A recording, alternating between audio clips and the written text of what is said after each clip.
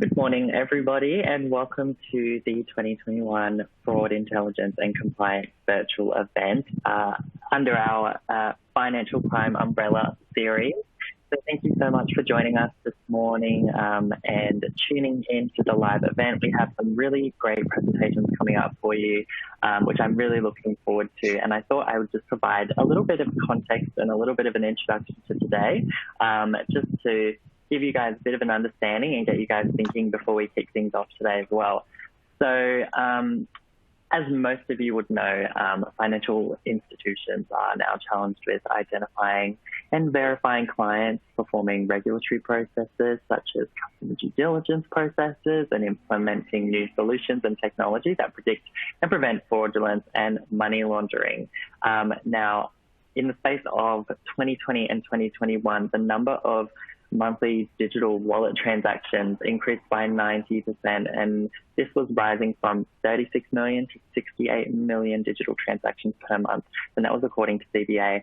And so this spike leaves financial institutions like yours exposed to an increased threat of cybersecurity and fraudulence, and I'm sure you are all very aware of that and are working very hard to protect your customers and protect your data.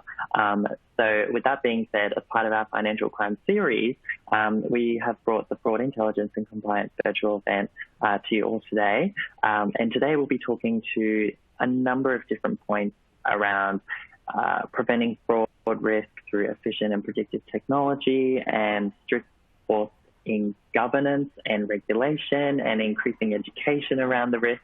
And joining us today for our first presentation is Wendy Ward from Amex and her colleague Ash Walters, who will be joining us for the first presentation, and they will be talking you through a number of very interesting points, particularly around the role of financial institutions in the financial crime landscape. So, Wendy, I will hand it over to you to kick things off today, so please take it away.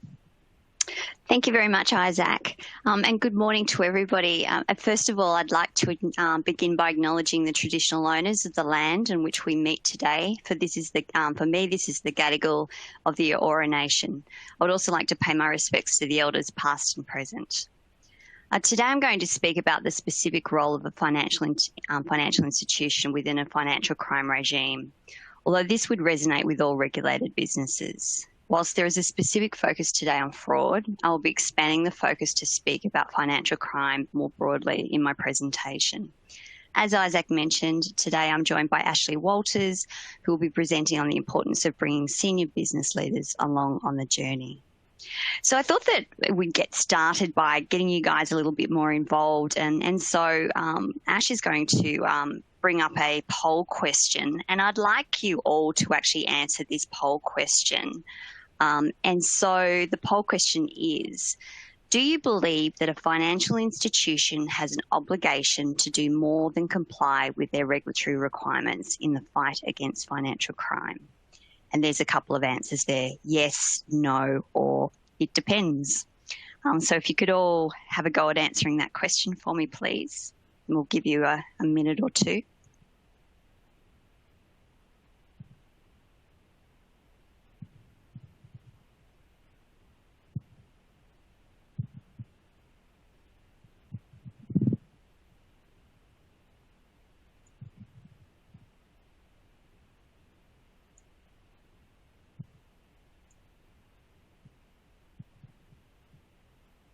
All right, maybe 20 seconds or more, we'll have a look at the responses.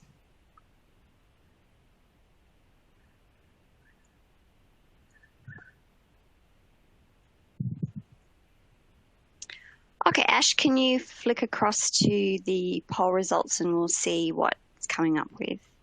Alrighty, well, that's overwhelming majority of you are saying that yes, you do believe that that the financial institution has an obligation to do more than comply with their regulatory requirements in the fight against financial crime. That's really interesting. So I'm going to leave it there. I'm not going to actually, I think that's a pretty much, setting the scene for what your thoughts are before we actually go in and dive in a little bit deeper. And so before we get started, if we can flick over to, just thought we would also show you a couple of government and regulatory leaders and the comments that they have made in this space. And so I won't read this out, but if you'd just like to take the time, perhaps, Ash, if you can go on to the next slide, please, to have a quick read through those two quotes.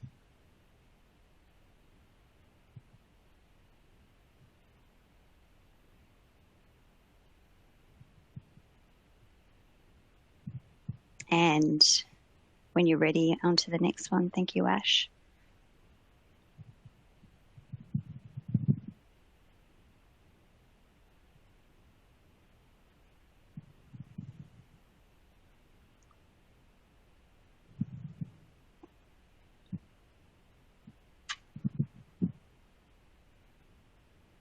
All right, so we'll get started, and that's really just, getting the feel for what you all think, also, what leaders in this space actually think. So today in the presentation, I'll be covering, setting the scene and what are the expectations, the so what factor, culture of compliance, the importance of bringing senior business leaders along on the journey, and establishing and maintaining a robust governance framework. And we'll end with what else. So with further ado, I will dive in. So in posing this question, what are the expectations? I wanted to take us back to a time when money laundering was not so well known, and very few countries had appropriate laws in place, let alone having established compliance frameworks. Countries such as Australia, the US and France were at the forefront of establishing a financial intelligence unit in the late 1980s and 1990, and passing laws which saw the requirement to report certain types of transactions with a focus on suspicious transactions and large cash. Furthermore, the Financial Action Task Force, or better known as FATF or FATF, was established by the G7 in 1989 in response to increasing concerns regarding money laundering and the threat posed on the financial system. Over time, this mandate has extended, first to include terrorism financing in 2001, as you would all know, with a special 9 recommendations, and then expanded to include all forms of financial crime. With the objective of setting standards and promoting effective implementation of legal, regulatory and operational measures for combating such crimes, FATF revised the 40 recommendations, or the standards as they're known, in 2012, and stated that the revision is intended to strengthen global safeguards and further protect the integrity of the financial system by providing governments with stronger tools to take action against financial crime. They've been expanded to deal with new threats such as the financing and proliferation of weapons of mass destruction, and to be clearer on transparency and tougher on corruption, and fully integrate the 9 special recommendations on terrorist financing with the measures against money laundering.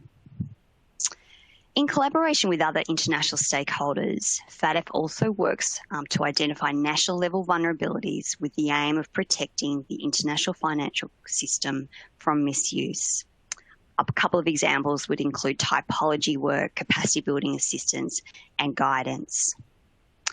On the theme of strengthening financial stability, the G20 discussed the importance of the work of FATF in the meetings held in 2008 as part of a broader action plan to encourage enhanced global cooperation and restore economic stability and integrity. FATF was given specific actions, including the need for a high-risk jurisdiction list, and to enhance their work in the area of detection and deterrence of the proceeds of crime. As part of these standards, constant messaging from key stakeholders, as those couple of slides showed, in the financial crime space has from the very early days highlighted that close cooperation between government financial intelligence units, law enforcement, anti-corruption and other government agencies and the private sector is essential in maximising the regime and combating financial crime. I've taken the time to mention the early years of anti-money laundering as a focus both on domestic and international stage to highlight the fact that all stakeholders, inclusive of financial institutions, are essential players in this space, and that we're in it together in our efforts to harden the environment against organised crime and their ability to launder illicit funds through the financial system. The private sector, inclusive of financial institutions, can make a difference. They have a vital role because they are part of the front line, working daily with their customer base, and if done correctly, they can make their organisation a place where organised crime, fraudsters and the like will avoid as they search for an easier path to launder their funds. Unfortunately, the important role financial institutions play is either not known within our organisations or the message gets lost in the day-to-day grind of having to try and operationalise what can quite often be difficult and expensive obligations. With requirements covering sometimes multiple pieces of law, including anti-money laundering, counter-terrorism financing, anti-corruption and sanctions, the obligations can be overwhelming, and as a result, we can easily lose sight as to why we have these obligations in the first place. Like many of you who work in the financial crime compliance space, I have the advantage of having worked for both government and the private sector in this space, and from this comes a greater understanding of the integral role that the various stakeholders, inclusive of financial institutions, the regulator and the financial intelligence unit, law enforcement and other government agencies, alongside the likes of non-profits, international bodies such as FATF, the Asia Pacific Group on Money Laundering, the International Monetary Fund and United Nations all play in this space. We will talk more about how we go about ensuring that others in our organisations are aware and understand the importance of our role. But for now, I want to state clearly that by meeting our regulatory obligations, financial institutions are playing an integral role in the broader financial crimes regime and supporting the government and law enforcement. We do this by committing to meeting our obligations, by hardening our own environment, and by this I mean understanding our risks, in particular our high risks, and establishing an appropriate governance control framework. Removing unwanted risk, reporting suspicious activity and other report types, and cooperating with the Financial Intelligence Unit, regulator and law enforcement upon request. The Austrac CEO stated in a media release, the strength of a country's AML CTF framework relies on all stakeholders playing their part. The government of the day must ensure that a robust framework is in place that reflects the international standards established by FATF. Those businesses and individuals captured within the laws must ensure that they comply with the laws, and the more that they do this, the more they harden the environment against illicit activity. So we talk about the so what factor. I mentioned a minute ago that for many of us on this call and our financial crime compliance colleagues, we have a better understanding of why the financial institutions have such an integral role. But for many in our organisations and in the community, there is the so what factor. And I'm sure, like me, many of you have been asked by those in business, including leaders, why a particular obligation is necessary. And quite often you actually hear, well, they don't do it, so why do we do it? And more often than not comes down to the fact that they do not understand why we do what we do. Business leaders and the business generally need to be brought along for the journey. They need to understand why we must meet our financial crime obligations. They need to understand the reason behind why these laws are in place. In my role, I'm often asked, have we done enough? Is that risk okay? And quite often I come back to the fundamentals to break it down for business or a KYC analyst or whomever is asking. So for example, if the question relates to onboarding a customer, I pose to them the following. Customer due diligence requirements are there to ensure that we clearly understand who this person or business is and why they want to have a relationship with us, i.e. use our products. We need to collect and verify enough information in order for us as an organisation to understand whether we are comfortable in accepting the risk of doing business with that person. By doing this, I try and make the colleagues step away from meeting their procedural requirements and look at this more holistically, and for them to answer whether they believe they have done enough. In this way, I hope that I'm making it clearer with business on why we do this, why we jump through hoops to meet our obligations. I made a point of speaking earlier about the expansion of international standards beyond money laundering to encompass the likes of non-proliferation, anti-corruption, and terrorist financing. But more recently, we are seeing FATF and the various regulators creating videos and speaking more about not only money laundering and terrorist financing, but also the human and environmental impact of financial crime on society. These videos highlight the high cost and impact of crimes such as child exploitation, human trafficking and slavery, as well as environmental crimes such as illegal trafficking of wildlife. It is our responsibility to focus not only on policy or procedural requirement in our organisation's training, but to increase awareness of the real purpose of the laws in place and why it is critical that we meet our obligations. Senior leaders must be aware and involved in the journey, and we do this by setting the tone at the top. So in terms of culture of compliance, I'm sure that most of you have heard both the term setting the tone at the top and culture of compliance. The tone at the top is critical in understanding how any financial institution conducts their business and treats their customers, their staff, etc., even their shareholders. The board and senior executive must show through voice and actions that there is no room for complacency and that the organisation will only conduct business with reputable customers, clients or business partners who are involved in legitimate activities, and that the organisation will fully comply with all the financial crime laws. By doing so, an organisation will look at mitigating the financial crime compliance risk that enforcement action and harm to the organisation's reputation, inclusive of erosion of consumer trust, will have on the organisation. The mitigation of financial crime compliance risk should be an important aspect of the business model and brand as an integral component of being a good corporate citizen. This message of compliance from the top will ensure that all staff are aware of their obligations and that they must abide by a strict code of conduct and the organisation's policies. The fact that the board and senior management take their compliance with various laws, including financial crime, seriously, will be reflected in appropriate oversight of their policies, allocation of resources and funding, and a robust governance framework. Emphasising the point of culture, that culture is critical. In October 2016, the Monetary Authority of Singapore announced that it was withdrawing the merchant bank status of the Falcon Private Bank Singapore branch for serious failures in anti-money laundering controls and proper conduct by senior management at the head office in Switzerland and the Singapore branch. The Singapore branch manager was arrested and the bank was fined $4.3 million for 14 breaches of the law. The breaches included failures to adequately assess irregularities in activities pertaining to customer accounts and the filing of STRs, or suspicious transaction reports. In the Monetary Authority of Singapore's media release, the Managing Director, Mr. Ravi Menon, stated that keeping Singapore a clean and trusted financial centre is a shared responsibility. The board and senior management of each financial institution play a pivotal role. They must put in place robust mechanisms to detect suspicious activities, promote strong risk awareness among their staff, and empower their compliance and risk management people. Most of all, they must set the tone from the top that profits do not come before conduct.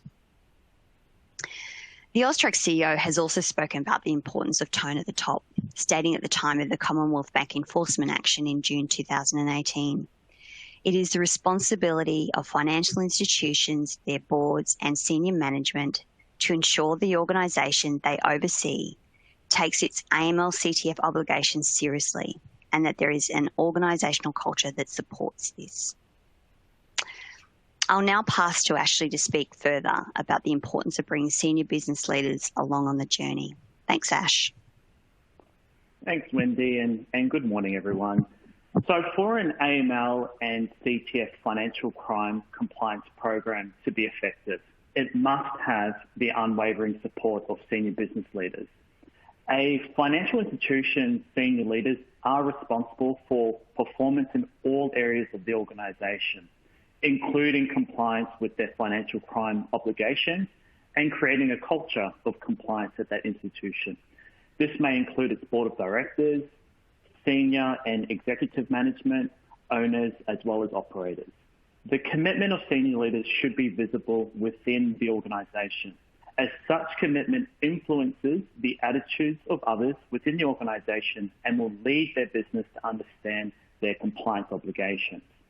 The senior leaders also set the financial institution's risk appetite and holds the business accountable for compliance. They evaluate whether the financial crime program has sufficient resources. And a good example of that is ensuring sufficient staffing to investigate suspicious activity by their customers. Importantly, senior leaders need to understand the risk of their business. This includes involvement and understanding of the risk assessment, understanding clearly what their business risks are, and accepting such risks, which could be through approval of new products, changes to the construct of an existing product, approving high-risk customers, or signing off on the termination of customer accounts due to financial crime risk or concerns. To stay abreast of enforcement trends, board and senior management participation in financial crime training is a must. Training is the cornerstone of the AML financial crime program. And when formulating a training plan for senior leaders, as well as the institution as a whole, the current culture must be examined and considered when deciding how best to adapt to its nuances. Depending on the structure, frequency of senior leadership meetings, and time allocated for training, the compliance officer will need to maximize time and focus on the highest priority items. It is also important to provide business leaders with regular reporting on the status of the AML financial crime program, including significant compliance or policy breaches, large deviations in the volume of transactions, and trends in suspicious activity identification. Other reporting topics may include customers whose risk profile have changed significantly or customer matches against sanctions watch lists. Senior leaders should encourage information sharing within their organization too. Several enforcement actions from FinCEN, who is the AML regulator in the US, noted that the subject institution had relevant information in its possession. However, it was not made available to compliance staff.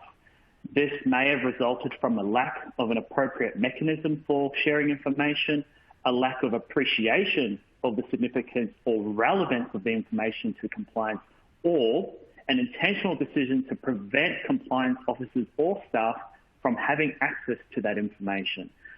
With regards to regulatory reporting, such as suspicious matter reports, the senior leaders should understand that they are not simply generating regulatory reporting for the sake of compliance, but rather recognize the purpose of the reports and how the information is used.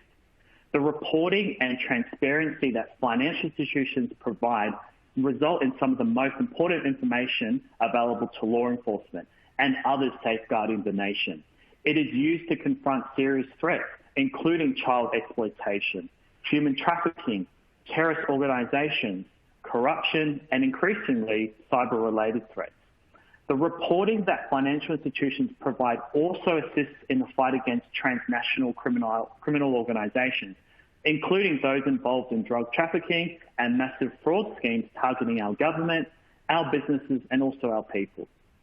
So in conclusion, in order to have effective training, accountability, and oversight, the senior business leaders and compliance professionals within an institution have to work together as a team and understand their respective roles and responsibilities.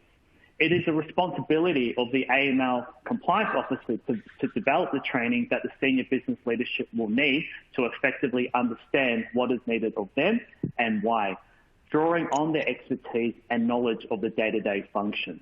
This will result in deepening the understanding of accountability in each area by creating a culture that makes compliance a top priority at all times.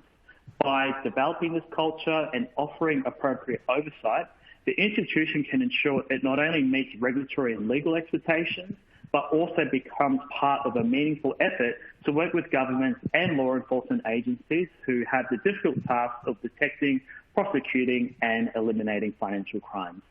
So I will now hand it back to Wendy to speak about establishing and maintaining a robust governance framework. Thank you, Ash. So thus far, we have spoken about the fact that if the financial institution sets out to meet its regulatory obligations, they are playing an integral role in hardening the environment against financial crime. We've spoken about the importance of culture and tone at the top and bringing senior leaders along the compliance journey. So I now want to focus on the importance of robust governance framework. A senior Japanese financial services agency official stated in February 2018, even a single financial institution with low-level anti-money laundering and terrorist financing measures is enough to affect the whole financial system. A robust governance framework is what a strong culture of company compliance looks like. Such a framework would include board and management statements and actions inclusive of an improved company compliance risk tolerance statement, establishment of committees with formal committee charters, and well-defined compliance oversight roles and responsibilities that include reviewing corporate-wide compliance reporting. I mean, there's a whole laundry list a framework would include, but some of these may include approving compliance program policies and annual plans, business accountability for compliance with laws, the establishment, maintenance and testing of appropriate controls, a compliance function that is independent from the business, communications from the compliance function to promote awareness and understanding of key compliance matters, structured reporting and analysis to provide the board, committees and senior management with information to effectively oversee the financial crimes program, and consistent and documented processes for risk assessments, monitoring and testing, and compliance issues management. This framework for the compliance program is consistent with the 3 lines of defence model. The governance framework is often established with the 3 rules of defence strategy in mind. The first line consists of teams directly initiating revenue or expense decisions or risk-taking activities. It includes all business teams. The business as the first line of defence are responsible for reinforcing and communicating an appropriate tone at the top, at senior levels and implementing the financial crimes program, as well as establishing and maintaining the procedures and processes to ensure adherence to the program in order to comply with applicable laws. Business are charged with understanding their roles and responsibilities under the program and other procedures and executing their responsibilities accordingly. In addition, each business shall ensure that there are appropriate resources and personnel for coordinating and monitoring day-to-day compliance. The second line consists of control units independent of risk-taking units and responsible for providing oversight of and effective challenge to first-line teams. And generally, the second line of defence usually includes compliance teams as the second line of defence. Compliance is responsible for overseeing the business in meeting their financial crimes obligations, providing subject matter expertise to support business in their compliance, and implementing, supporting and overseeing the financial crimes program. And the third line provides this independent assurance that the first and second lines operate as designed according to policies, procedures and governance. Internal audit as the third line of defence delivers independent and objective assurance services that support management in striking the balance between risk and controls, and helps the board fulfil its governance responsibilities. Internal audit should be responsible for conducting periodic reviews of the financial crimes program. Again, if I look back at the Monetary Authority and some of their enforcement actions, in May 2016, the Monetary Authority of Singapore announced its intention to withdraw the status of BSI as a merchant bank in Singapore for serious breaches of AML requirements, poor management oversight of the bank's operations and gross misconduct by some of the bank's staff. The bank was fined $13.3 million for 41 breaches of the law. At the time, 6 BSI senior managers and staff were referred to the public prosecutor to assess possible criminal charges.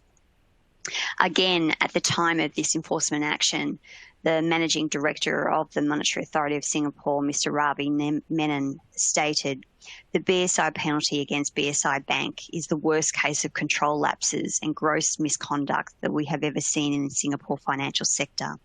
It is a stark reminder to all financial institutions to take their AML responsibilities seriously. Controls need to be robust, surveillance vigilant, and the management culture must emphasise professional integrity and risk consciousness. In many respects, a country's laws provide you with a very clear guide to the types of controls you should have in place. More often than not, the legislation will require a compliance officer to be appointed and to have an oversight of the program.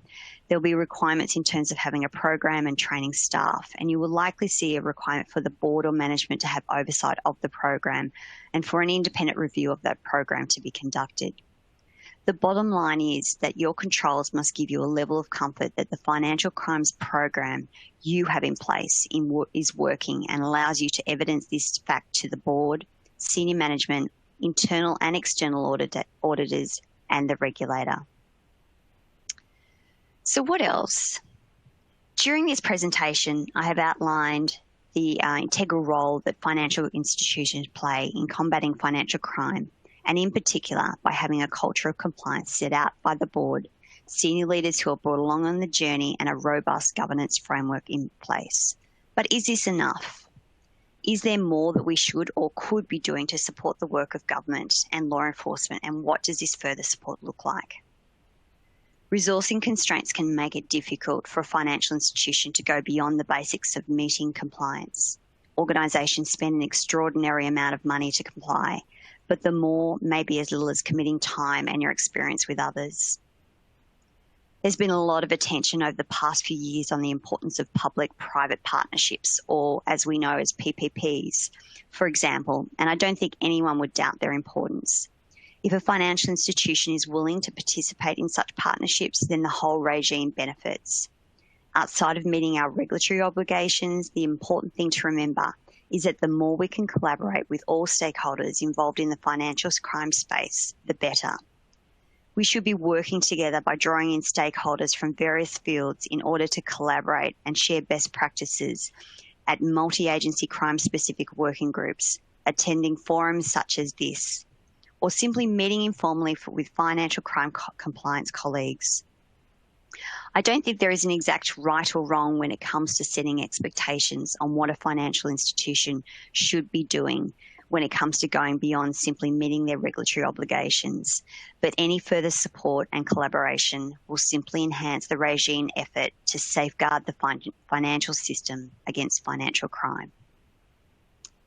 And so that draws the end to my presentation. And we want to just go to another poll question. I think overwhelmingly we saw that all of you actually believe that we should do more than just meet our obligations. I don't know what your thoughts are now that we have gone through, the various arguments. But with this poll question, it's very, very simple. We'd just like to actually get a feel for if you are actually collaborating with your colleagues in this financial crime space. So the question is, are you involved in any external engagements that see you collaborate with others involved in the financial crimes industry? And we will give you a couple of minutes. Thank you.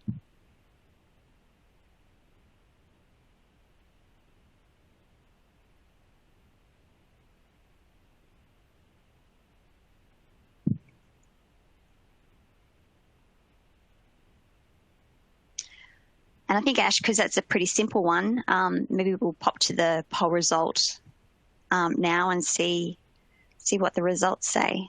Oh, that is very interesting. Maybe we jumped to the poll too quickly. But on that note, I will pass back to Isaac. Thank you very much for your time. And by all means, we have a few minutes, I believe, Isaac, to answer any questions if there are any. Thank you. Thanks so much, Wendy and Ash, for joining us. Thank you so much for those insights and your expertise on those topics. That was a really fantastic presentation. I really, really enjoyed listening to it. I really enjoyed the poll questions. It's really great to see the audience's insights and where they're at as well and what their thoughts are. So it's always really great to kind of have those insights shared. A question comes through from Rajay, who has said, thank you for sharing your insights. Really interesting. We know that dollars spent on compliance, the number of compliance staff and investment in technology are all good indicators. But how about effectiveness? How do you think this can be best measured or tracked?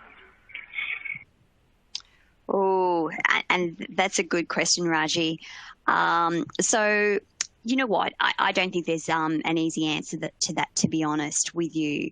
I think that when it comes to a financial crime program or any compliance program, you know, you can always do enhancements in terms of making robust. You always need to check and challenge. But I think, you know, a really